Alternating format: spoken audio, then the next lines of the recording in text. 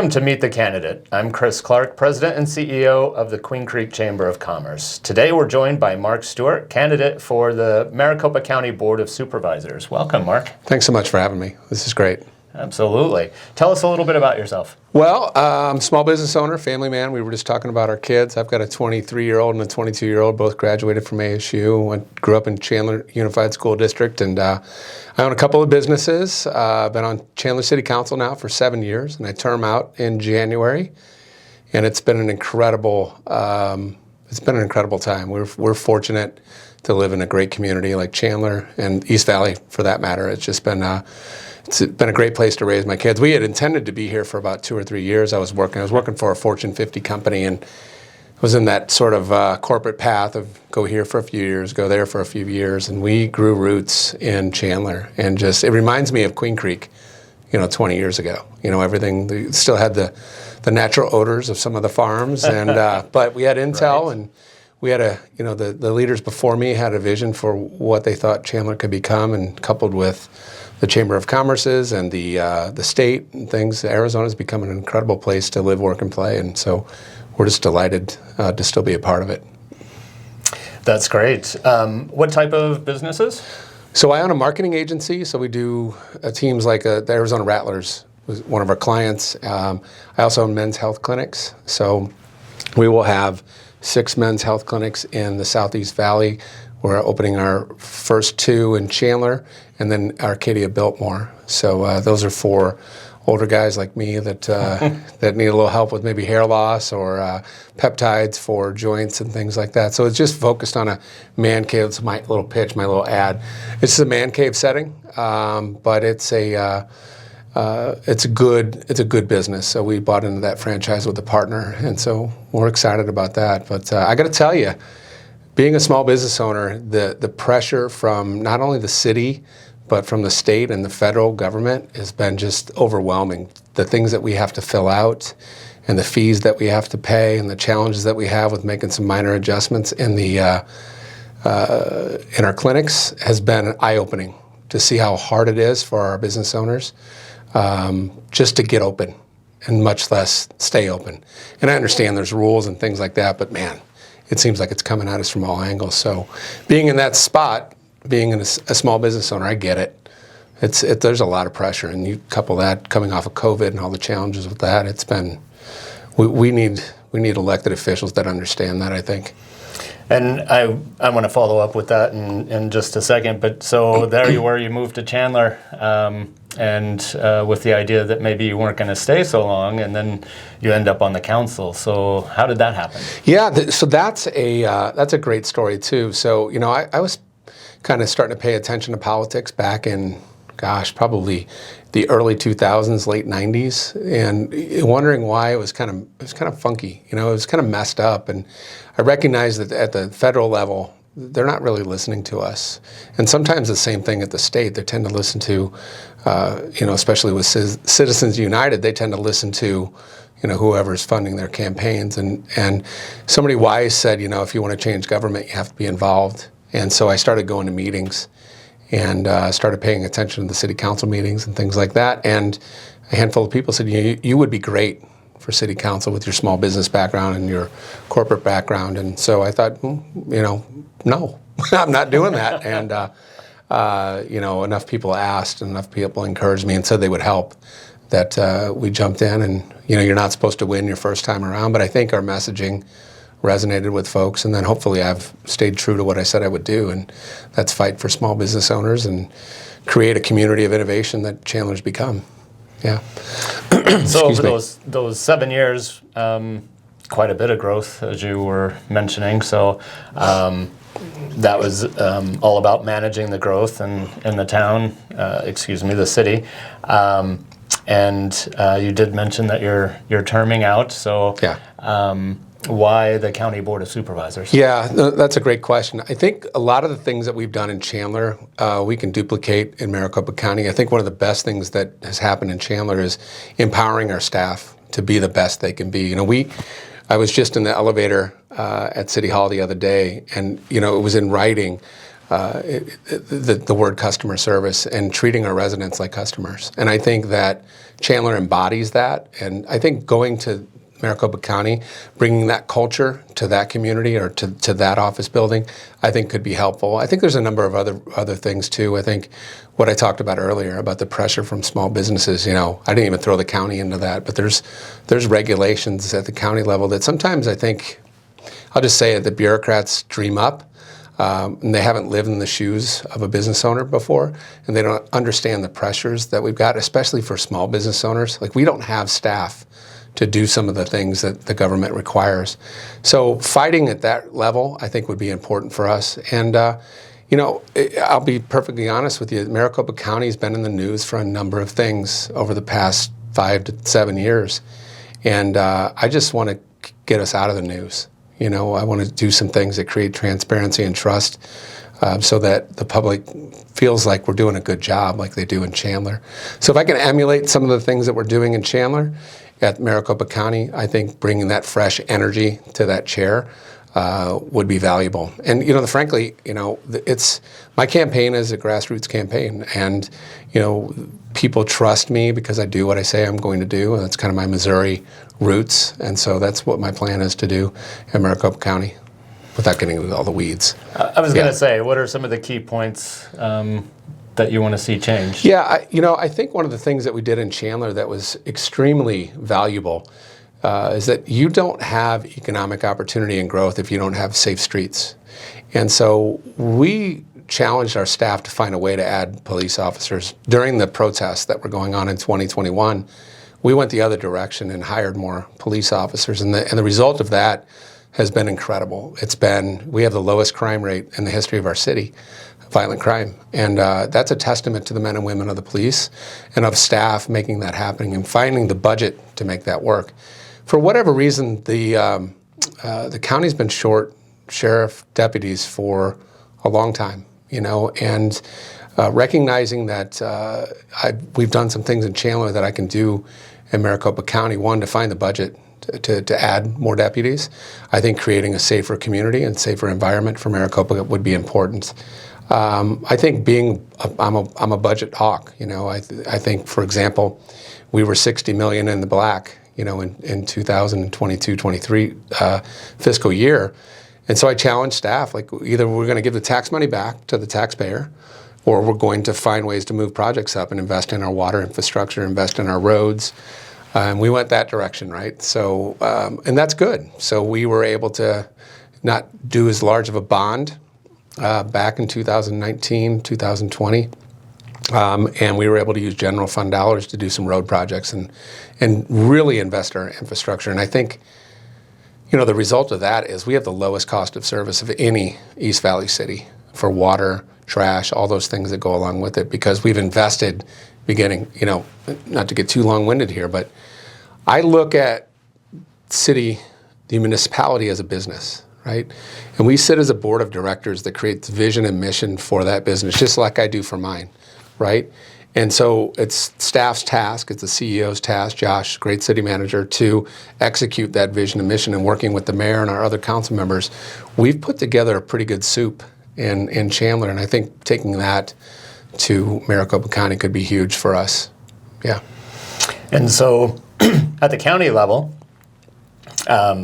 you'll be representing about 250,000 people roughly per district. It's quite an area from Tempe all the way over to us in Queen Creek. And so what type of projects do you think specifically you'd like to see the county working on in that area? Well, I think road infrastructure is going to be huge. I think Prop 479 is paramount to the success of our city and of the state, for that matter, because so being an advocate for that, I already talked about the sheriffs and things. Yeah. Prop 479 is the extension of the sales tax that will be used for transportation infrastructure across the county. Correct. And that's not a tax increase. It's just keeping an extension of the existing tax. Yeah. And so being a champion for that infrastructure growth is important. We've got I-10 down to Casa Grande that needs development. We need 347 needs help. We really need help out here. You guys are in the biggest cul-de-sac probably in the country, and it's going to limit your economic opportunity. Access to your job markets, namely around the airport, are going to be a huge initiative. I think that Maricopa County is going to have to step in. Hunt Highway will need some significant improvements as we try to alleviate some of the pressure for this particular area, because I think Queen Creek, like I said, is the next Chandler. Like it will be, especially with the airport. I think you'll be a bigger growth opportunity for the state than we were. So, I like to dream big. I think that Arizona is one of the top 5 states in the entire country for economic opportunity. I think Queen Creek over the next decade, because of the airport gateway, can be the tip of the spear for that. And so that creates opportunities where, we create more jobs, which means that our kids can live with us, right? There's jobs here. I've been fortunate that my kids, when I first started on council, I didn't think my kids would have a job here. And I'll just be honest, Governor Ducey changed the dynamic of what Arizona is. And whether you appreciate his politics or not, Arizona is a different state than it was 8 years ago or 10 years ago. And it's been fortunate for me because now my kids both have jobs here. One's in Tempe, and then one's at Edwards Vacuum. And I don't know if that would have happened 10 years ago. So, quite a difference from when we were dependent on housing construction to keep the economy going. Yeah, absolutely right. We've diversified our economy, which is, I think, one of the reasons that especially the East Valley isn't feeling that crunch that I think inflation has created. And so, and that takes us to the sort of this macroeconomic stress that's being put on our small businesses and our families. And so going to the county, I'm mindful of that. It's one of the reasons I brought forth a grocery tax discussion, of like, where can we find ways to help our neighbors, right? It seems like states are always asking for more. And in this case, maybe we could have pumped the brakes a little bit, and we did, and we put that money to infrastructure. So, yeah. So I think there's 3 or 4 people as of right now running for this district on the Maricopa County Board of Supervisors. What do you think sets you apart? Yeah, I think my experience with Chandler sets me apart. I think owning my own business is a big piece of that. Doing my own P&Ls, doing my own budgeting, and I think the fact that I don't always swim in the same direction that everybody else does. I'm not necessarily a black sheep, but I certainly ask questions that I think my neighbors. I always do the backyard test. Like, what would my neighbor say if he knew we were doing X? Right? What question would he ask or she ask if we were doing Y? And so I ask those questions at the dais. I ask those questions in executive session or in study sessions to basically advocate for our community. And so I think the big thing is that I haven't really folded into what can happen with elected officials. They can become part of the machine that is government. But our job as a board of directors of the corporation is to ask the tough questions. I think I'll do that. I think I'm out with the community all the time. I not just at the events, but I'm at Little League, first pitches. I'm in the community all the time, and I have the energy and the passion, like deep down, the passion for good governance that I want to bring to that. And that means there needs to be accountability at all levels of government. And we've done that in Chandler, and we'll do that at Maricopa. I think those are the big things. But without question, I think being a small business owner and understanding the pressures that we're all facing and being able to go in and remind staff, hey, pump the brakes here. There's a lot of things going on that you may or may not know about. I mean, I think, for example, when we do ordinances for, let me think of an example here. We did some ordinances around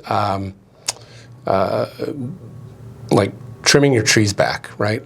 And things like that. And one of the questions that I asked, well, what are we going to do for the family who can't get on a ladder? What are we going to do for the single mom that's working 2 jobs, like my mom did, that's working 2 jobs, that's trying to make ends meet? Now you're asking her that she's got to hire a landscaper because she can't get on a ladder to this. So let's think about these things before we just leap into them, because it all sounds good on paper, right? But there's some real world experiences that people have to deal with when we create new rules or new regulations. So I'm always thinking about what can we do to be a facilitator for opportunity, not necessarily a regulator or a rule maker. So I think that's what I'll bring. So that doesn't make me a fan favorite of staff sometimes, but that's what I think my role is as an elected official, is to hold on for a second. Let's make sure that we've thought this through. Yeah. Well, I appreciate your time today. Anything that we haven't covered that you wanted to touch on? Yeah, for those of you that are watching and for you, the foundation of why I do this is because I believe that we live in one of the greatest countries in the world, right? And I do believe that the system of government that we have works, but it works when it's limited. Right? When government tries to get its fingers into too many things, you have issues like the housing crisis that we had in 2007, 2008. We have the inflationary issues that we're having today because of the printing of money and going to side projects. And we're seeing this chasm of wealth deepening between the haves and the have-nots. And I just want to be an advocate for, that mom and dad or that business owner that feels like nobody's listening. And I'll leave you with this story. When somebody comes to Chandler and they're frustrated with, and this sounds minor, but it's something that's important to me, and they ask me, why are we doing this? And I go to staff and I say, why are we doing this? I feel like I'm advocating for my neighbor, right? And that I take responsibility for, because that's what I ask for their trust to do, and I don't try to shirk that responsibility and just get along. I'm not a get-along guy. And so I do it in a professional way. I follow the Robert's Rules of Order when I want to argue a little bit, and I do it respectfully. But I think we need people at every level of government that are advocating for our neighbors. And that's what I've done. That's what I'll do. I just think about something as simple as, for 4 years, I tried to remove some regulations around gazebos in our backyard. That's a property rights issue. If you can get connected with your neighbors and say, hey, I'm thinking about putting up a 12-foot gazebo, I don't need the city's permission to do that, right? If it's not going like with big, deep stakes into the ground where there might be pipes and things like that. And we were able to get that removed from our code, right? So that you can put a gazebo in your backyard that you want to put in there. It's not limited by size or height, anymore. And so that's a little bitty thing where I've done what I can to remove regulations for my neighbors and pushing back on some of the stresses for some of the code ordinances that were being introduced. So I don't know, I could go on forever because I've been doing it for 7 years, but I'm grateful for the community that we have. And we have incredible neighbors, and I'm a responsive government official, and I love to meet with people and listen and email back or take phone calls. So that's me. And how do they get in touch with you? What's the best way to get more information about the campaign? So the best way is on my website at Mark. Well, you can ping me on my website, but I'm at Mark Stewart AZ, and my 877 number is 877-959-8590, and I can answer any questions that you've got and fill out any surveys, whatever you want to hear. I'll be straight up and straightforward. Well, Mark, thank you so much for your time today. Thanks for doing this. Absolutely. This is so important to vet through your candidates and know who's doing that. And thanks to all your business owners and folks that are part of the chamber. Soon we'll be part of the chamber as for our game day men's health clinics when we're opening up one here in about a year. That'll be great. Yeah.